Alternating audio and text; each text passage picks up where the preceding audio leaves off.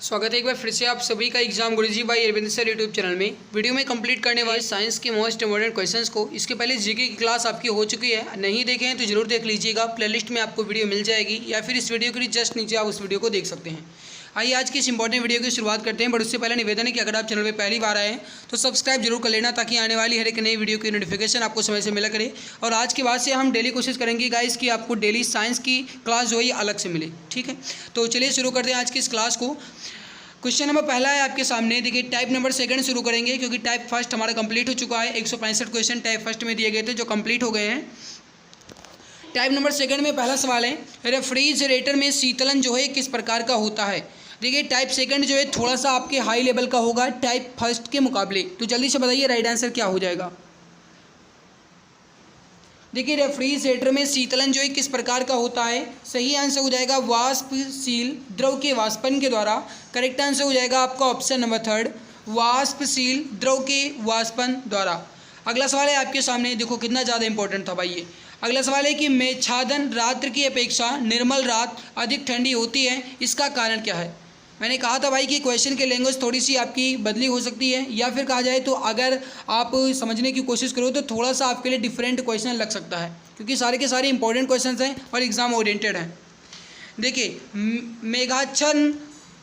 मेघाच्छादन रात की अपेक्षा निर्मल रात जो है अधिक ठंडी क्यों होती है, राइट हो जाएगा विकिरण के कारण। करेक्ट आंसर हो जाएगा आपका, ये हो जाएगा ऑप्शन नंबर थर्ड। समझिएगा विकिरण जो है मेरे प्यारे भाई, इसी के माध्यम से सूर्य की किरणें जो हैं ये पृथ्वी तक पहुंचती हैं। तो एग्जाम में पूछा जाए कि सूर्य की किरण पृथ्वी तक किस माध्यम से पहुंचती है, तो आप क्या कहेंगे, विकिरण के माध्यम से।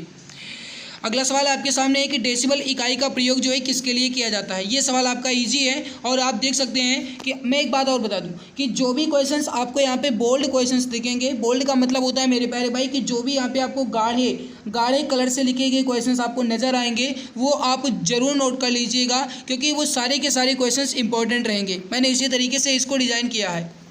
डेसिबल इकाई का प्रयोग जो है किसके लिए किया जाता है, इसका आंसर आप पहले बताइए। राइट आंसर हो जाएगा ध्वनि की तीव्रता को मापने के लिए। करेक्ट आंसर जो हो जाएगा ये हो जाएगा ऑप्शन नंबर थर्ड, ध्वनि की तीव्रता को मापने के लिए। देखिए एक बात आपको और बता दें कि डेसिबल इकाई जो है मेरे प्यारे भाई ये आपकी ध्वनि की तीव्रता तो मापती ही है। अगर आपसे पूछा जाए कि सामान्य बोलचाल में कितने डेसिबल का प्रयोग किया जाता है, तो आप क्या कहेंगे, लगभग 70 से 80 डेसिबल के बीच में आपका हो जाएगा सामान्य बोलचाल। और या फिर ऊँची आवाज़ में क्रोध में कहा बात की जाए तो 100 से लेकर के 120 डेसिबल के बीच। अगला सवाल है कि ध्वनि जो है ये नहीं गुजर सकती, ये भी इंपॉर्टेंट क्वेश्चन है। ध्वनि जो है ये नहीं गुजर सकती, आपको बताना है इसमें से कौन सा राइट आंसर होगा। ध्वनि जो है किस में से नहीं गुजर सकती। अब देखिए आप जानते हैं कि ध्वनि को गुजरने के लिए किसी न किसी माध्यम की ज़रूरत होती है, और मेरे प्यारे भाई सबसे तेज़ ध्वनि जो है ये किस में गुजरती है। पहले आप इसका आंसर बताएं, फिर आप बताएंगे ध्वनि किस में नहीं गुजर सकती। अब देखो ध्वनि जो है सबसे तेज़ अगर कहा जाए तो ठोस में संचरण करती है, और मेरे प्यारे भाई कहा जाए किस में नहीं गुजर सकती, तो निर्वात में। क्योंकि वायु में अगर ध्वनि नहीं गुजर पाएगी, मतलब निर्वात में यानी कि वायु ना हो तो ध्वनि नहीं चल पाएगी, है ना। तो राइट क्या हो जाएगा आपका फोर्थ ऑप्शन, निर्वात में। जबकि ठोस में ध्वनि का संचरण जो है सबसे ज़्यादा होता है। अगला सवाल है कि वायु में ध्वनि का वेग किस में परिवर्तन के साथ परिवर्तित नहीं होता। राइट आंसर क्या हो जाएगा, वायु में ध्वनि का वेग किस में परिवर्तन के साथ परिवर्तित नहीं होता। देखिए किस में परिवर्तन के साथ परिवर्तित नहीं होता। राइट हो जाएगा वायु के दाब में कोई भी परिवर्तन हो तो वायु के ध्वनि के वेग में कोई भी परिवर्तन नहीं होगा। जबकि वायु का तापमान अगर परिवर्तित होता है तो ध्वनि भी इससे डिफरेंटेड होगी। वायु में नमी की मात्रा अगर परिवर्तित होती है तो पक्का है मेरे प्यारे भाई ध्वनि में कुछ प्रभाव पड़ेगा। ध्वनि के संचरण की दिशा में पवन का परिवर्तन होना ये भी कुछ ना कुछ परिवर्तन करेगा, लेकिन वायु के दाब में परिवर्तन होने से ध्वनि के साथ कोई भी इसका प्रभाव नहीं पड़ेगा। अगला सवाल है कि किस प्रकार की अभिक्रिया से सबसे अधिक हानिकारक विकिरण पैदा होता है। किस प्रकार की अभिक्रिया से सबसे अधिक हानिकारक विकिरण पैदा होता है। सही आंसर हो जाएगा विखंडन अभिक्रिया। करेक्ट आंसर हो जाएगा, ये हो जाएगा सेकंड ऑप्शन, विखंडन अभिक्रिया। मेरे प्यारे भाई समझिएगा विखंडन अभिक्रिया जो है इसी के माध्यम से कहा जाए तो जो आपका परमाणु बम होता है वो इसी पे आधारित होता है। अगला सवाल है कि निम्नलिखित द्रव्यों में से ध्वनि सबसे अधिक तेज यात्रा करती है किस में। घना आसान सवाल है, बताइए राइट आंसर क्या हो जाएगा। जस्ट अभी मैंने आपको बताया कि ठोस में ध्वनि जो है सबसे ज़्यादा तेज गति करती है, तो ठोस में ध्वनि सबसे ज़्यादा तेज करती है, तो इसमें से ठोस कौन सा है, पहले आप ये देखो। अब देखो ठोस इसमें सबसे ज़्यादा कौन सा है, तो ये हो जाएगा स्टील। मेरे प्यारे भाई कभी कभी ये स्टील ना दे करके इस्पात दे देगा, कभी कभी इस्पात ना दे करके आपको लोहा दे देगा, और कभी कभी लोहा इस्पात ना दे करके आपको ये बर्फ़ दे देगा। तो मेरे प्यारे भाई आपको उस ऑप्शन में ये ध्यान देना है कि ठोस कौन सा है, ठीक है। तो ठोस इसमें कौन सा आपको नज़र आ रहा है, स्टील। स्टील में ध्वनि जो है सबसे तेज़ यात्रा करेगी, इस बात को ध्यान रखिएगा। अगला सवाल है कि ये बहुत इंपॉर्टेंट है, सवाल है कि ठंडे देशों में शीतलकाल में झीलें जम जाती हैं नीचे का पानी छोड़कर। बताइए सही आंसर क्या हो जाएगा, कितने डिग्री सेल्सियस पर, कितने डिग्री सेल्सियस पर झीलें जो हैं जमने लगती हैं। अब झीलें जमने का मतलब होता है कि पानी जो है जमने लगता है, कितने डिग्री सेल्सियस पर, राइट हो जाएगा, ये हो जाएगा 4 डिग्री सेल्सियस पर। ठंडे देशों में शीतलकाल में झीलें जो हैं ये 4 डिग्री सेल्सियस पर जमने लगती हैं, राइट हो जाएगा थर्ड ऑप्शन। अगला सवाल है कि पहाड़ों पर जल कम तापमान पर उबलता है, इसका क्या कारण है। पहाड़ों पर जल जो है ये कम तापमान पर उबलता है, इसका कारण क्या है, राइट हो जाएगा पहाड़ों पर वायु दाब कम होता है। सही आंसर क्या हो जाएगा, पहाड़ों पर वायु दाब कम होता है, इस वजह से तापमान जो है उबलने लगता है। राइट आंसर जो हो जाएगा ये हो जाएगा थर्ड ऑप्शन, पहाड़ों पर वायु दाब कम होता है। दिल्ली पुलिस सब इंस्पेक्टर परीक्षा में पूछा गया सवाल है, SSC FCI सहायक ग्रेड 3 में भी सवाल ये पूछा गया है। मोस्ट इम्पॉर्टेंट सवाल है कि वह तापमान जिस पर पाठ्यांक फ़ारेनहाइट व सेल्सियस दोनों पैमाने बिल्कुल समान होते हैं। देखिए फ़ारेनहाइट यानी कि फ़ारेनहाइट, इसके साथ साथ कहा जाए सेल्सियस, ये दोनों के दोनों पैमाने जो हैं ये समान किस पे होते हैं, राइट हो जाएगा -40 डिग्री पे। करेक्ट आंसर हो जाएगा आपका ऑप्शन नंबर बी, -40 डिग्री पे जो सेल्सियस है, यानी कि मेरे प्यारे भाई जो आपका फ़ारेनहाइट है और जो सेल्सियस है ये दोनों पैमाने जो हैं बिल्कुल समान होते हैं -40 डिग्री सेल्सियस पे। करेक्ट आंसर जो हो जाएगा ये हो जाएगा आपका option number B, correct answer हो जाएगा। अगला सवाल है आपके सामने, काले वस्त्र के मुकाबले श्वेत वस्त्र शीतल क्यों होते हैं। दो ही ऑप्शन बता दीजिए क्योंकि यही दोनों में आपका राइट आंसर निकल आएगा। अपने आसपास पहुंचने वाले सभी प्रकाश को अवशोषित कर लेते हैं, बिल्कुल गलत, क्योंकि अगर अवशोषित कर लेंगे भाई, जब आसपास आने वाले प्रकाश को अवशोषित कर लेंगे तो शीतल कहाँ से होंगे, तो गलत है ये। अपने आसपास या फिर उनके जो भी पास में प्रकाश पहुंचता है उसे परावर्तित कर देते हैं, बिल्कुल सही बात है। उनके पास जो भी प्रकाश पहुंचता है उन्हें परावर्तित कर देते हैं सफ़ेद वस्त्र। राइट हो जाएगा आपका, ये हो जाएगा सेकेंड ऑप्शन, ठीक है। काले वस्त्र जो होते हैं गाइस ये अवशोषित करते हैं और सफ़ेद वस्त्र जो है परावर्तित करते हैं, मतलब उसको रिफ्लेक्ट कर देते हैं, मतलब उसको फिर से धकेल देते हैं। इस तरीके से आप याद रख सकते हैं। अगला सवाल है कि धातु की चायदानियों में लकड़ी के हैंडल क्यों लगे होते हैं, या फिर कहा जाए जो आपकी केतली होती है इसमें लकड़ी के हैंडल क्यों लगे होते हैं। अब जाहिर सी बात है भाई कि हाथ ना जले, लेकिन वैज्ञानिक दृष्टि से बताइए राइट आंसर क्या होगा, विज्ञान की समझ से। देखिए धातु की चायदानियों में लकड़ी के हैंडल क्यों लगे होते हैं, राइट हो जाएगा लकड़ी जो है ये ऊष्मा की कुचालक होती है, और जब ये कुचालक होगी तो इसमें कुछ भी परिवर्तन नहीं होगा। कहने का मतलब है कि इसमें ऊष्मा का कोई भी संचरण नहीं होगा, और जब उसमें ऊष्मा का संचरण नहीं होगा तो हम जलने से बच जाएंगे। तो राइट क्या हो जाएगा, लकड़ी ऊष्मा की कुचालक होती है, ठीक है। कुछ ज़्यादा फास्ट करवा रहे हैं हमें लग रहा है, तो हम धीरे धीरे कंप्लीट करवाएंगे। शीतकाल में हैंड पंप का पानी गर्म क्यों होता है, या फिर अगर कहा जाए कि गर्मियों में हैंड पंप का पानी कैसा होता है, बताओ पहले इसका आंसर पहले बताओ, फिर हम बात करते हैं आगे। जो मैंने आपको शुरुआत में बताया 10 मिनट शो के लिए, वो गाइस आप ज़रूर कर लेना, यानी कि नया जो चैनल है उसको सब्सक्राइब कर लेना। वीडियो के नीचे डिस्क्रिप्शन में लिंक दी गई है, वहाँ से आप सब्सक्राइब जरूर कर लेना मेरे भाई। 10 मिनट शो की वीडियो आपके बहुत ज़्यादा हेल्पफुल रहेगी, समझ जाओ। 10 मिनट शो, अब 10 मिनट में बहुत ज़्यादा क्वेश्चंस करवाऊंगा, इतना समझ जाओ। शीतकाल में हैंड पंप का पानी गर्म क्यों होता है, राइट आंसर हो जाएगा पृथ्वी के भीतर तापमान वायुमंडल के तापमान से अधिक होता है। पृथ्वी के भीतर का जो तापमान है ये वायुमंडल के तापमान से अधिक होता है, इस वजह से शीतकाल में हैंड पंप यानी नल के पानी जो हैं ये गर्म होते हैं। राइट आंसर क्या हो जाएगा आपका, ये हो जाएगा सेकंड ऑप्शन। निम्नलिखित का मिलान कीजिए, नीचे दी गई कूट का प्रयोग करके सही उत्तर का चयन कीजिए। अब देखिए सबसे पहले यहाँ पे वाष्पन का यहाँ पे आप पहले बताइए। वाष्पन यानी कि द्रव से गैस में परिवर्तन, क्या यह सही है, बिल्कुल। ऊर्ध्वपातन जो होता है मेरे प्यारे भाई, या सीधे ठोस से सीधे गैस में हो जाता है। जैसे आप कहा जाए तो कपूर, आपने कपूर को अगर खुला रख दिया है तो ये आप थोड़ी देर बाद देखेंगे तो उसका एक भी कुछ भी आपको नहीं नज़र आएगा। कहने का मतलब है कि उसका एक भी अवशेष जो है वो नहीं नज़र आएगा, मतलब वो पूरा का पूरा वाष्प बन करके उड़ जाता है। इस वजह से कहा जाता है कि जो कपूर है इसे हमेशा ढककर रखना चाहिए, ठीक है। तो ये ऊर्ध्वपातन हो जाएगा। तो वाष्पन जो है ये वाष्पन जो है ये द्रव से गैस में, ऊर्ध्वपातन जो है ये ठोस से गैस में। अब हिमीकरण बताइए, हिमीकरण जो होता है ये ठोस से द्रव में बदलता है। हिमीकरण जो होता है मेरे प्यारे भाई ये क्या होता है, ठोस से द्रव में, और पिघलना जो है ये गैस से द्रव में। तो राइट आंसर क्या हो जाएगा आपका, ये हो जाएगा फर्स्ट ऑप्शन। अगला सवाल देखिए, शरीर की कैलोरी आवश्यकता गर्मी की अपेक्षा सर्दियों में बढ़ जाती है क्योंकि अधिक कैलोरी आवश्यक है। अब इसका आंसर आप बताएंगे। शरीर की कैलोरी मेरे प्यारे भाई जो शरीर की ऊर्जा होती है या फिर जो खाद्य ऊर्जा होती है इसे कैलोरी में ही मापा जाता है, ध्यान रखिएगा। शरीर की कैलोरी आवश्यकता गर्मी की अपेक्षा सर्दियों में बढ़ जाती है क्योंकि अधिक कैलोरी क्या होती है। राइट आंसर हो जाएगा शरीर का तापमान बनाए रखने के लिए जरूरी है, राइट हो जाएगा थर्ड ऑप्शन। अगला सवाल है, थर्मामीटर में आमतौर पर पारद का प्रयोग किया जाता है क्यों। राइट हो जाएगा क्योंकि पारद की चालकता जो है ये अधिक होती है। करेक्ट आंसर हो जाएगा थर्ड ऑप्शन, पारद की चालकता जो है ये अधिक होती है। थर्मामीटर में आमतौर पे पारद का प्रयोग क्यों किया जाता है, क्योंकि पारद की चालकता अधिक होती है। अगला सवाल है कि किसी तरंगी की तीव्रता जो है ये कैसा होती है। नीचे दिए गए कोड का प्रयोग करके सही उत्तर का चयन करना है कि कौन सा सही है कौन सा गलत है।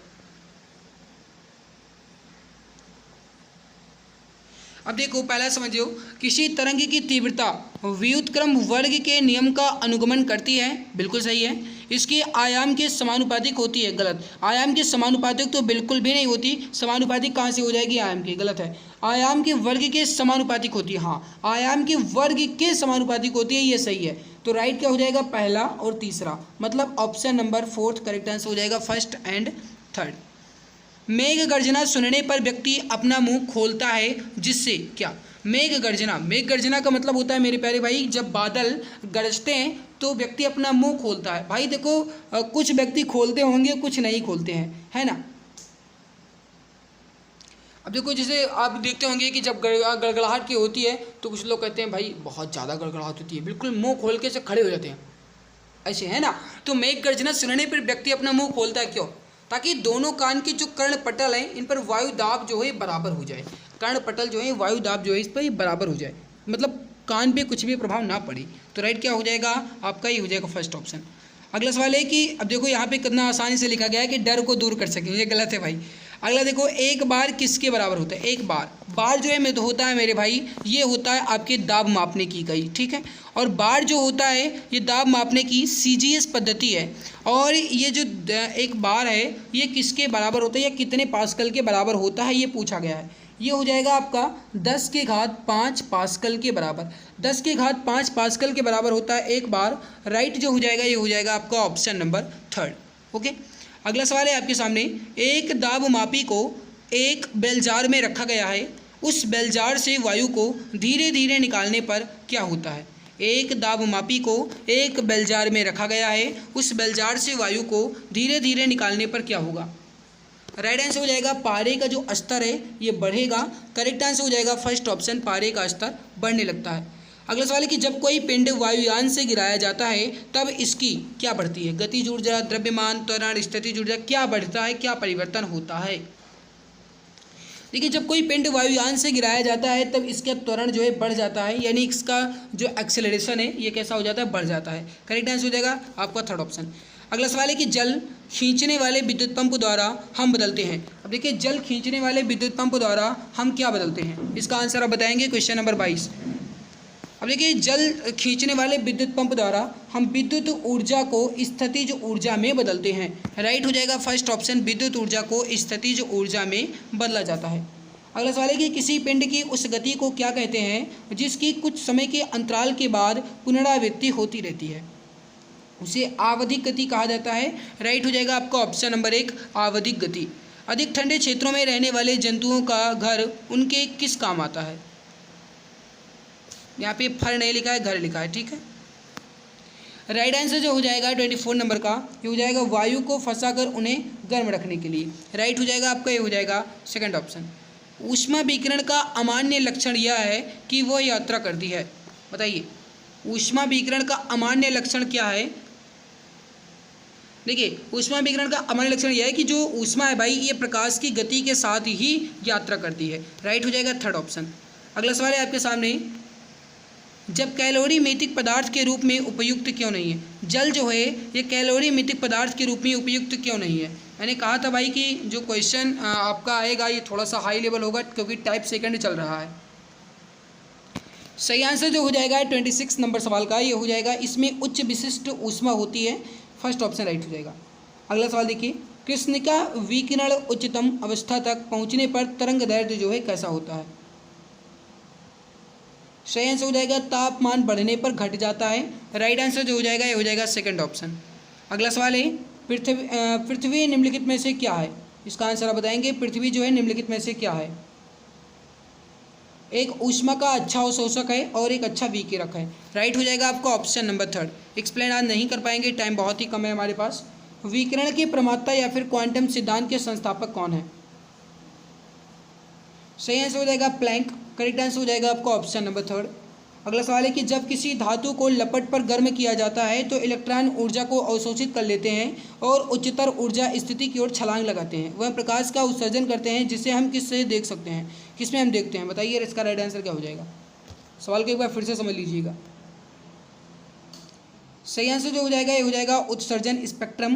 करेक्ट आंसर हो जाएगा आपका ये हो जाएगा ऑप्शन नंबर थर्ड। उत्सर्जन स्पेक्ट्रम में हम उन इलेक्ट्रॉनों को देख सकते हैं। अगला सवाल है कि गैस तापमापी द्रव तापमापियों की तुलना में ज़्यादा संवेदी होते हैं, क्यों। गैस तापमापी द्रव तापमापियों की तुलना में ज़्यादा संवेदी होते हैं क्योंकि गैस का प्रसार गुणांक जो है ये ज़्यादा होता है। राइट आंसर हो जाएगा गैस का प्रसार गुणांक जो है ये अधिक होता है। अगला सवाल है आपके सामने, एक श्वेत तथा चिकनी सतह कैसी होती है। एक श्वेत तथा चिकनी सतह जो है कैसी होती है।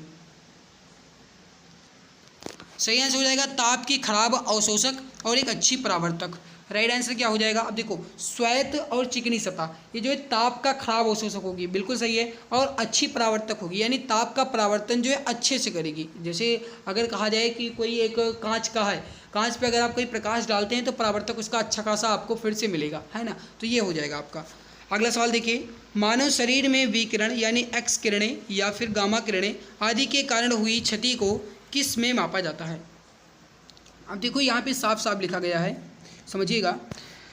मानव शरीर में विकिरण यानी कि जो एक्स किरणें हैं, या फिर जैसे कहते हैं ना कि अगर हड्डी टूट जाती है तो कहते हैं एक्सरे करवा लो, तो एक्सरे उसे हम रेड में मापते हैं, ध्यान रखिएगा। राइट हो जाएगा फोर्थ ऑप्शन, रेड में मापा जाता है। अगला सवाल है कि गति पालक चक्र भाप इंजन का महत्वपूर्ण हिस्सा क्यों होता है। बहुत ज़्यादा क्वेश्चन इंपॉर्टेंट है। राइट आंसर जो हो जाएगा आपका ये हो जाएगा गति को समान रखने में इंजन की सहायता करता है, इस वजह। अगला सवाल है कि ताजे पानी का हिमांक बिंदु क्या है। ताजे पानी का हिमांक बिंदु क्या है। सही आंसर हो जाएगा 35 नंबर सवाल का ये हो जाएगा 0 डिग्री सेल्सियस। करेक्ट आंसर हो जाएगा आपका फोर्थ ऑप्शन 0 डिग्री सेल्सियस। निम्नलिखित में से किस युक्ति या फिर साधन को विकिरण ऊष्मा का पता लगाने के लिए प्रयुक्त किया जा सकता है। सही आंसर हो जाएगा ताप वैद्युत पुंज। करेक्ट आंसर हो जाएगा आपका ये हो जाएगा फोर्थ ऑप्शन। शब्द इंसोलेशन या फिर आपतन का अर्थ क्या है। इसका आंसर आप बताएंगे। शब्द इंसोलेशन या फिर आपतन का अर्थ क्या है। सही आंसर हो जाएगा आने वाली सौर विकिरण। करेक्ट आंसर हो जाएगा आपका ये हो जाएगा सेकंड ऑप्शन। अगला सवाल है कि निम्नलिखित में से किसकी एक ही इकाई या फिर यूनिट होती है। अब कहने का मतलब है कि इकाई एक ही किसकी होती है। इसमें से देखिए कार्य बल आघूर्ण ये दोनों की इकाई सेम होती है। राइट आंसर हो जाएगा आपका ये हो जाएगा थर्ड, न्यूटन दोनों का होता है। और कार्य शक्ति तो होगा नहीं, कार्य का हो जाएगा यहाँ पे मेरे प्यारे भाई ये आपका हो जाएगा मतलब जूल, ठीक है, जूल। और शक्ति का हो जाएगा आपका वाट। यहाँ पे जो कार्य और बल आघूर्ण है इन दोनों का जो होता है, कार्य का जो होता है सही मात्रा क्या होता है जूल, और बल आघूर्ण कहा जाएगा तो ये भी हो जाएगा जूल, ठीक है। अगला सवाल देखिए, ध्वनि की उच्चता किस पर निर्भर करती है। ध्वनि की उच्चता जो है किस पर निर्भर करती है। ध्वनि जो उच्चता है ये उसके आयाम पर निर्भर करती है। राइट आंसर जो हो जाएगा ये हो जाएगा उसके आयाम पर। अगला सवाल है और आज का लास्ट सवाल है, एक अश्वशक्ति का समतुल्य जो है किसके बराबर होता है। इसका आंसर आप वीडियो के नीचे कमेंट सेक्शन में कमेंट करके बताएंगे। घना आसान सवाल है, सीजीएल परीक्षा में पूछा गया था 2013 में। एक अश्वशक्ति जो है कितने वाट्स के बराबर होता है। सो गाइस यहाँ पे मैंने आपके पूरे 40 क्वेश्चंस को कंप्लीट कर लिया है। और अगर ये क्लास अच्छी लगी तो लाइक ज़रूर कीजिएगा, चैनल पे पहली बार आए हो तो सब्सक्राइब कर लेना ताकि आने वाली क्लास की नोटिफिकेशन मिला करे। ये PDF जो है टेलीग्राम चैनल पे मिल जाएगी और विद आंसर के साथ में एक्सप्लेनेशन भी मिलेगा ताकि पढ़ने में मज़ा आए और इसको आप एक बार फिर से रिवाइज कर पाएँ।